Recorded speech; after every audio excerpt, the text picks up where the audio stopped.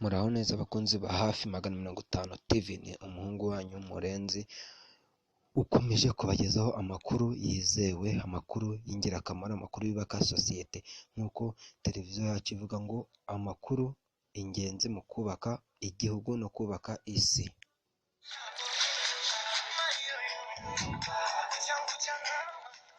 Ndagusabye ngo wowe ukurikiye iyi televiziyo ntuve ahangaha udakoze like, share na subscribe kugira ngo amakuru yibanze abanze kukugeraho kandi no kukazogera kugira ngo uzajye uhita ubona amakuru yizewe. Uyu munsi ndakubwira ngo wowe sura hafi 50 TV ukande like, share na subscribe. Ni inkunga yawe, turakwinginze dufashe kugira ngo twubake umusanzu wacu mu kubasha kumenya amakuru agezweho. Amakuru y'uyu munsi ni amakuru meza ku butabera, ni amakuru meza ku Rwanda, ni amakuru meza kuri East Africa. Nizere ko mukomeje gukaraba intoki mwirinda coronavirus. Twirinda coronavirus, ni icyorezo gihungabanyije isi, murabizi neza ukuntu bimeze. Dukurikiza amabwiriza, twambara agapfukamunwa kandi twirinda kwegerana, ndetse tugakora n'ingendo ziri ngombwa. Kurenga intara ntabwo byemewe, tugume ahantu turi. Ku itariki 19 inzego z'ibanze inzego za leta zishobora kwicara zikavuga ziti abantu bemerewe kugenda mu gihugu hose, ibikorwa byose bigasubukurwa. Nyabuneka uko twubahiriza amabwiriza yashyizweho niko tubasha kubona igihe cyo kuva mu rugo. Inkuru mbazaniye ni inkuru y'ubutabera kandi ni inkuru nziza ku Rwanda. Ndizera ko nawe ubasha kuyumva kandi ikagira akamaro. Iyi ni hafi 50 TV, ntujye kure kuko ni inkuru nziza cyane. Ni inkuru y'ubutabera aho umunyemari Kabuga Felicien yamaze gutabwa muri yombi. Ese wowe urabyumva ute? Wowe ubyakiriye ute? Ese hari abantu bavugaga ngo Kabuga kuki ataratabwa muri yombi? Kabuga ngo kuki ngo adafatwa? Mu magambo make turaje turebere hamwe uko ifatwa rye ryagenze.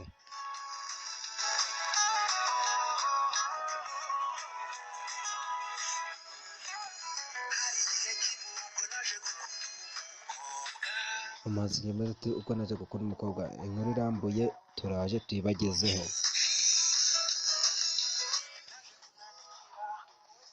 Umunyemari Kabuga Felicien yamaze gutabwa muri yombi ku itariki ya 16 z'ukwezi kwa gatanu 2020. Ni inkuru ishimishije ku Rwanda, ni inkuru abantu benshi babanje kwikanga, ariko icyo nakubwira cyo wowe ukurikiye hafi 50 TV ni inkuru y'ukuri kuko twebwe tuba twahabaye, amakuru yose tuba tuyafite. Niyo mpamvu nkubwira ngo kanda subscribe ubundi ujye ubona amakuru yizewe, kandi kunzogera ubundi uhita ubona amakuru yose asohotse ku isi, mu Rwanda, mu karere yose uyabonere igihe. Ubundi baravuga ngo ikintu cya mbere ni amakuru. Kuri hafi 50 amakuru ni itafari ryubaka sosiyete. Umushoramari Kabuga Felicien rero akaba yamaze gutabwa muri yombi nk'uko mubibona ku ifoto. Hamwe ni umusaza rukukuri, ahandi ni umusaza w'igikanyakanya yambaye amadarubindi, ariko yindi foto murabona ko ashaje, nta madarubindi yambaye. Ni umusaza umaze igihe ashakishwa, ndetse hashyizweho intego ya Leta Zunze Ubumwe za Amerika y'amadolari runaka, uwamubona yatanga. Inkuru irambuye rero tugiye kurebera hamwe ukuntu yafashwe. Bibutse ko yari hafi 50 TV. Ubushinjacyaha bw'Ubufaransa bwemeje ko Kabuga Felicien umaze imyaka myinshi ashakishwa ngo aryozwe uruhare ashinjwa muri Jenoside yakorewe Abatutsi mu 1994 yamaze gutabwa muri yombi. Felicien Kabuga w'imyaka 81 afatwa nk'uwahaye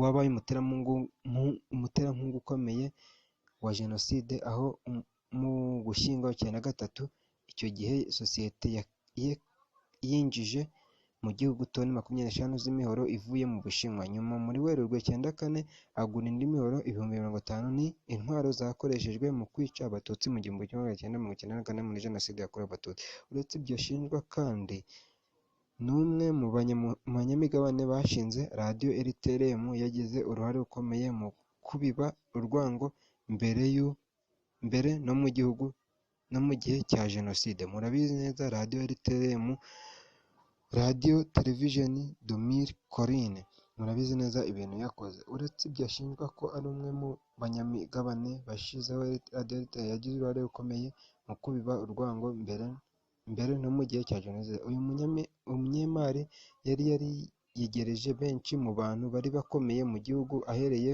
mu miryango yabo.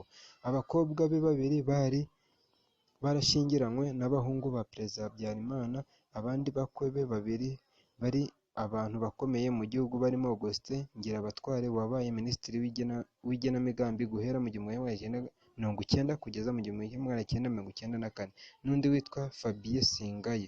Ubushinjacyaha bw'Ubufaransa bwemeje ko uyu mugabo yari asanzwe aba mu Bufaransa, aho yari yarahinduye imyirondoro ye. Murabyumva ko yari yarakomeye aho yagera guhindura imyirondoro. Aba mu nzu ya Asnières sur Seine mu buryo butemewe neza, bigizwemo uruhare n'abana be. Biteganyijwe ko uyu mugabo azurizwa indege akajyanwa mu Buholandi cyangwa Arusha, ahakorera urwego rwasimbuye urukiko mpanabyaha rwa Arusha. Uru rwego narwo rwemeje ko yatawe muri yombi. Umuyobozi warwo yagize ati: Kabuga ku butabera mpuzamahanga. Ifatwa rya Kabuga rigaragaza ko dushobora kugera ku ntego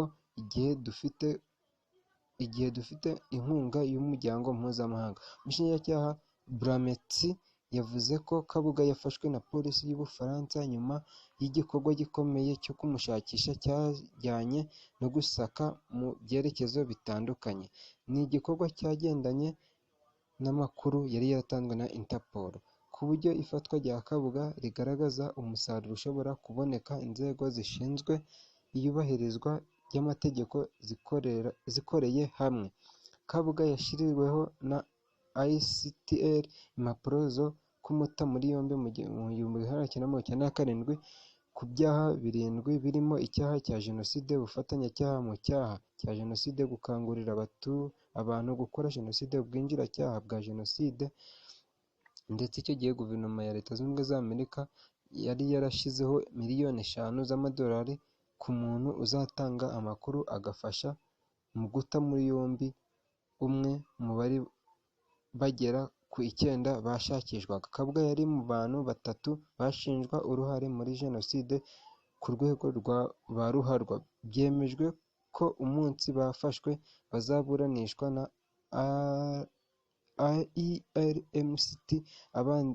IRMCT, abandi ni Bizimungu.